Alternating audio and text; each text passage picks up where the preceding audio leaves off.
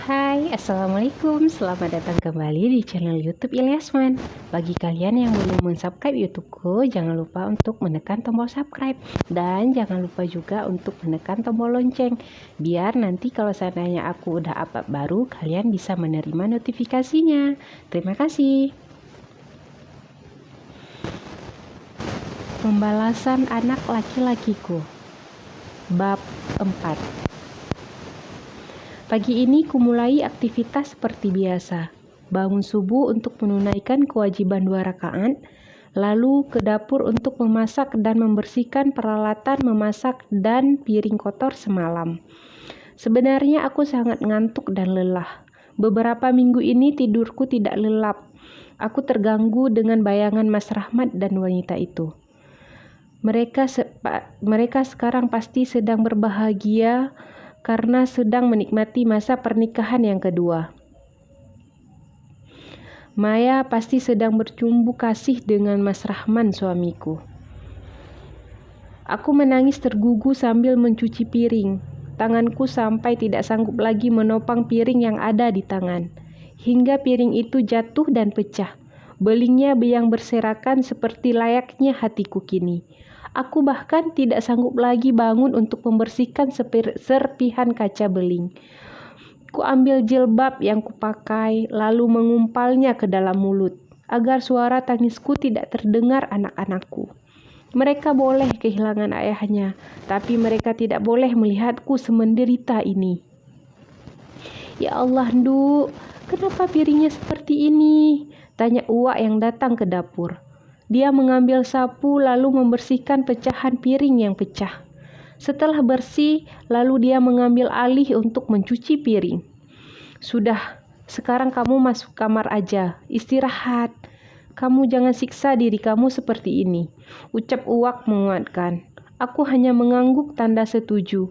Lalu aku bangun dari dudukku untuk segera ke kamar. Samar kulihat bayangan Ali dari balik kulkas. Entahlah, mungkin mataku yang salah lihat. Sampai di kamar, aku melihat Anto anakku tidur memeluk guling. Kembali air mataku berlinang. Dia bahkan belum sempat mendapatkan kasih sayang penuh seorang ayah. Yang kuat, sayang. Aku melihat Anto yang masih tertidur. Aku memilih untuk melihat anak-anakku yang lain. Mereka harus ke sekolah, jadi aku harus membangunkan mereka. Sudah bangun, sayang? Tanyaku ketika masuk ke dalam kamar Salma dan Mia. Mereka tidur satu kamar berdua. Sudah dong, Bu. Kami udah salat juga, ucap Salma sambil memakai baju sekolahnya. Mia masih tidur di kasur karena dia memang belum sekolah, jadi kubiarkan saja dia tidur lagi. Kok ibu nggak tahu kalian ke kamar mandi? Padahal tadi ibu di dapur. Tanyaku penasaran. Wajah Salma terlihat sendu. Dia juga sempat menghentikan aktivitasnya memakai hijab. Tadi ibu sibuk, makanya aku nggak tahu kalau aku dan Bang Ali ke kamar mandi. Jawabnya lagi sambil merapikan jilbab. Apakah mereka tadi melihatku menangis? Ya Allah, jangan sampai mereka melihatku begitu. Ya sudah yuk Bu, aku mau sarapan, ucap Salma. Aku pun mengangguk lalu berjalan ke arah dapur untuk mengambil nasi untuk mereka sarapan. Udah, kamu duduk aja biar Uwak yang bereskan, ucap Uwak saat aku ingin membantunya menghidangkan makanan di atas meja. Gak apa-apa, Wak, aku bantuin ya, jawabku sambil mengambil nasi dan ikan goreng. Di sana sudah ada Salma dan Ali, juga Nanda dan Lukman. Mereka akan pergi ke sekolah dengan sepedanya masing-masing. Beruntung aku mempunyai anak yang cerdas dan penurut. Jadi aku tidak terlalu repot saat mereka akan ke sekolah atau mengaji. Oh ya Bu, aku dan Salma nanti kayaknya akan pulang telat karena ada pelajaran tambahan untuk ujian minggu depan, ucap Ali saat kami sedang sarapan. Minggu depan memang mereka akan mengikuti ujian di sekolahnya. Tapi kenapa hanya mereka berdua yang ikut kelas tambahan? Kenapa Nanda dan Lukman tidak ikut? Bukankah mereka satu sekolah? Nanda sama Lukman gak ikut kelas tambahan? Tanyaku penasaran. Mereka berdua hanya menggeleng. Kami gak sanggup Kami nggak sanggup ikut kelas tambahan lagi, Bu. Kak Ali kan mau ikut kelas tambahan karena akan mengikuti ujian akhir. Kami masih sekolah biasa, jawab Nanda menjelaskan. Mereka memang satu sekolah karena di tempat mereka sekolah sudah ada sekolah dasar sampai SMA. Ya sudah, kalau begitu kalian hati-hati ya. Ingat, jangan ngebut-ngebut. Bawa sepedanya. Ali, kamu jaga Salma. Perintahku pada Ali yang memang lebih tua dari mereka semua. Siap, Bu. Jawab Ali seraya mengangkat tangannya di samping kepala seperti bentuk hormat pada tentara. Aku tersenyum melihat mereka yang sangat kompak. Walaupun umur mereka tidak beda jauh, tapi tidak pernah sekalipun mereka bertengkar. Ya Allah, betapa besar cinta dan kasih-Mu kepada kami. Maafkan hamba yang sering mengeluh dan berburuk sangka. Padahal hamba tahu, apapun yang terjadi itu adalah takdir yang terbaik untuk kami semua. Seperti kata petuah, bulu mata yang jatuh itu adalah takdir Allah, bukan rindu yang tertahan. Ya udah Bu, kami berangkat ya, ucap Ali. Kemudian mereka bangun satu persatu menyalamiku dan kemudian pergi dengan sepedanya masing-masing. Aku membersihkan peralatan makan kami lalu membawanya ke dapur. Biar saja di sini dulu. Nanti akan kucuci ketika sudah memandikan Anto. Aku segera masuk ke kamar, sepertinya Anto sudah bangun. Benar saja, Anto sedang duduk di atas tempat tidur. Sayang, udah bangun ya? Aku membelai rambutnya yang tebal, sama seperti ayahnya. Mereka berdua mirip sekali. Wajah Mas Rahman seperti tercipta kembali di wajah Anto. Aku menciumnya berkali-kali. Sayang sekali dia belum sepenuhnya merasakan kasih sayang ayahnya. Tiba-tiba teleponku yang ada di atas meja rias berdering beberapa kali. Aku mengurungkan niatku untuk memandikan Anto. Kubaringkan lagi tubuh mungilnya di atas kasur lalu menuju ke meja rias. Tertera di sana nomor tidak dikenal. Langsung saja aku angkat, siapa tahu ada berita penting. Halo, Assalamualaikum, ucapku setelah panggilan itu kuterima. Wanita murahan, berani-beraninya ya kamu meminta uang pada suamiku, teriak wanita yang menelponku. Aku hanya bingung, apa mungkin ini nomor salah sambung ya? Maaf Mbak, siapa ya? Mungkin salah sambung, ucapku masih dengan nada penasaran. Jangan pura-pura nggak tahu kamu Aini. Aku Maya, istri Rahman. Dasar janda gartal. Makinya lagi. Ternyata yang menelponku Maya, istri kedua Mas Rahman. Astagfirullah, aku beristighfar berkali-kali dalam hati. Aku menarik nafas dalam-dalam lalu menghembuskannya perlahan. Aku selalu bisa mengendalikan emosiku karena aku selalu menerapkan konsep yang diajarkan oleh ustadz di tempat pengajianku. Jika sedang marah dan bertengkar, hitung sampai 10 baru kemudian kamu menjawabnya. Dan itu berhasil. Maaf Maya, mungkin kamu salah. Terakhir aku berbicara dengan Mas Rahman itu saat kita bertemu. Setelah itu aku memang menelponnya karena anak-anak yang meminta. Tapi tidak pernah diangkat, apalagi sampai meminta uang. Jelasku lagi. Aku berharap Maya mengerti dan tidak mengganggu aku lagi. Biarlah jika dia mengambil Mas Rahman dariku, aku akan belajar untuk mengikhlaskannya. Tapi aku tidak mau hidup dalam bayangan mereka lagi. Biarlah aku akan menjalani hidup dengan anak-anakku. Akan kubahagiakan mereka dengan caraku sendiri.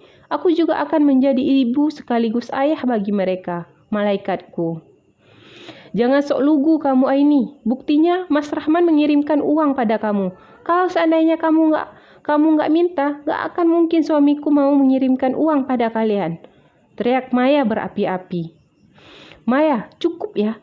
Memang seharusnya Mas Rahman harus menafkahi anak-anaknya. Karena mereka masih tanggungan ayahnya, bukan malah menafkahi anak orang. Ujarku geram. Berani kamu ya mengatai anakku? Kamu akan menyesal Aini. Ancamnya marah. Sakit hatimu saat ini belum seberapa dengan sakit hatiku Maya.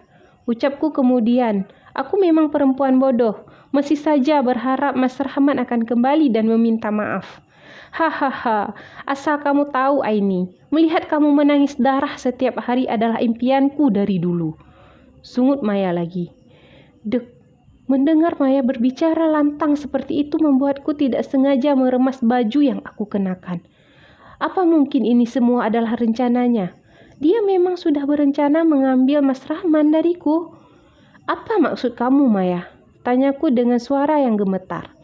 Hahaha, Aini, kamu itu lugu banget. Betul kata Mas Rahman, kamu itu lugu dan bodoh. Makanya kamu dengan sukarela memberikan sertifikat rumah warisan orang tuamu pada Mas Rahman. Ejeknya lagi dengan suara tertawa yang menggema. Sebentar lagi kalian akan diusir dari rumah itu. Bersiaplah untuk mengangkut anakmu yang segudang itu. Ucapnya lagi. Tidak apa-apa anak segudang, yang penting bukan anak haram. Sungutku geram. Biarlah dia merasakan terhina. Memang kenyataannya dia hina. Perempuan murahan yang merebut suami orang. Dia sama sekali tidak punya martabat. Diam kamu Aini, beraninya kamu menghina anakku satu-satunya, hah? Teriak Maya yang seperti orang kesurupan. Untung saja kami tidak berhadapan. Kalau tidak, habis aku diterkam sama buaya betina seperti Maya. Terus kamu mau apa? Sungutku lagi. Aku yakin saat ini Maya sedang berang dan mencak-mencak seperti orang kesurupan. Kamu akan menyesal, Aini. Suaranya terputus karena panggilan telepon segera aku matikan. Kuremas dada ini kuat. Rasanya sakit sekali, ya Allah. Aku memang harus terlihat kuat di depan semua orang, termasuk Maya dan Mas Rahman. Aku hanya hamba-Mu yang lemah, ya Allah. Tapi hamba mohon, berikan hamba kesabaran yang luas seluas samudra, agar hamba bisa melewati ini semua dengan ikhlas. Desisku. Aku berharap Allah mau menerima doaku ini. Ku usap air mata ini lalu kembali menggendong Anto untuk segera aku mandikan dan memberikan makan. Setelah semuanya selesai, aku membiarkannya bermain dengan Mia di luar, tetap diawasi oleh Uwa yang sedang duduk menjahit. Keluarga kami memang bisa menjahit. Dulu orang tuaku juga seorang penjahit, dan aku juga menekuni bidang menjahit. Namun setelah menikah dengan Mas Rahman, aku tidak diperbolehkan lagi untuk menjahit. Karena jarak umur anak-anakku yang dekat membuatku kewalahan setiap waktu.